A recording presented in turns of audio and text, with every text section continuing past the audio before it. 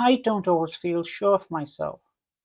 I work in counselling, I teach counselling, but I still live in this world with its noise, its pressures, its endless contradictions. And sometimes the signal isn't very clear. I'm Beverly, and each week I bring you a conversation, a reflection, or a gentle challenge for those of us trying to live truthfully in a world that doesn't always want us to.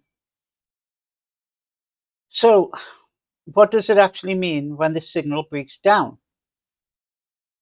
Not just a bit of static, not just noise, but a proper breakdown.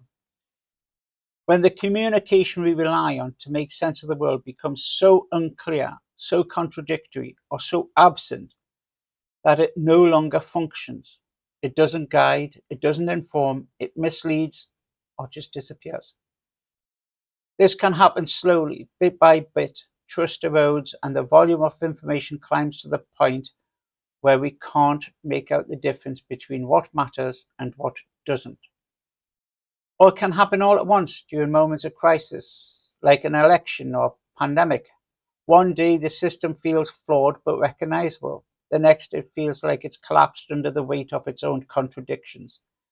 And when that happens, there are consequences for individuals, for communities, for entire systems. Let's start with what it does to us personally. Too much conflicting information, especially when it comes fast and without context, leads to cognitive overload. It overwhelms the brain. Research published in Cognition in 2022 makes this clear. When faced with too many inputs, people can't process effectively. They struggle to prioritize. They lose track of what's important, and eventually they may simply switch off. That's when we see fatigue, paralysis, and disengagement. That's not the people that don't care. It's that caring becomes exhausting. There's too much to sort through, so they stop trying. And with that comes mistrust. Not just of this or that source, but mistrust of everything, of institutions, of news, of the idea that anything is knowable. Cynicism sets in, and with it, a kind of social apathy. In 2023, a UK study in the Journal of Political Psychology links the rise of cynicism to lower voter turnout. Fewer people getting involved in their communities and a general withdrawal from civic life. When people feel they can't trust anyone, they stop participating altogether. But it doesn't always lead to silence. For some, the absence of clarity creates a vacuum, and vacuums tend to get filled, often by extremes, simplistic narratives, conspiracy theories.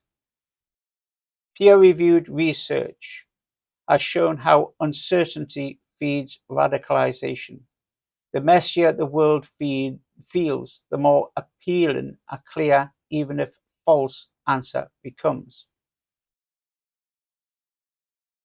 At the social level, the signal breakdown looks like fragmentation. People retreat into echo chambers. They find spaces where their existing views are confirmed and repeated, never challenged.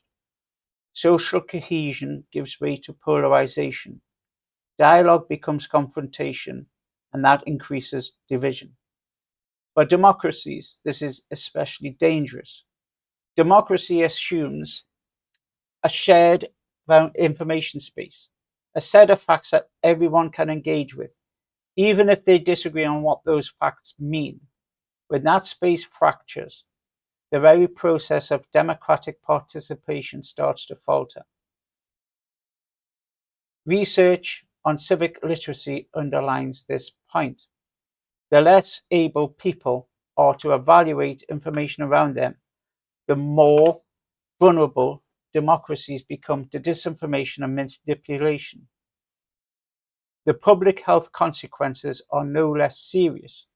We saw it clearly clearly during COVID-19. Mixed messages, unclear leadership, and outright misinformation didn't just confuse people. They contributed to the vaccine hesitancy and non-compliance with safety measures. The Lancet and UK health bodies have published multiple studies documenting the role of signal breakdown in public health failures. The cost wasn't abstract, it was measured in lives. Then there's the quieter impact, the internal one.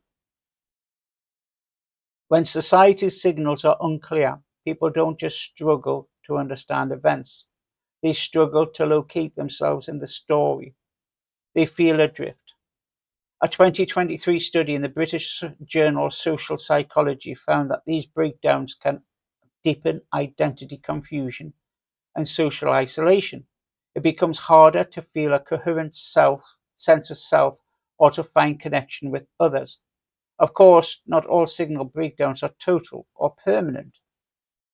Communities adapt. Some respond with grassroots initiatives, local fact-checking networks, mutual support groups, safe spaces for dialogue. These are all powerful responses, but they are not a fix-all, because the breakdown is systemic. Individual effort can do a lot, but it can't substitute for structural change. To repair the signal, or at least make it more intelligible, we need to improve the environments in which information lives. That means clearer communication, greater transparency, stronger accountability. It also means investing in media literacy, not just for young people, but for everyone. And that means recognizing the emotional toll, confusion, doubt, and disconnection aren't just side effects, they're central. Supporting mental health and rebuilding social ties is part of any serious response. No signal is ever perfect. Noise is part of life, but when it all becomes too much, when the signal breaks, it affects how we think, how we feel, and how we relate to the world and each other.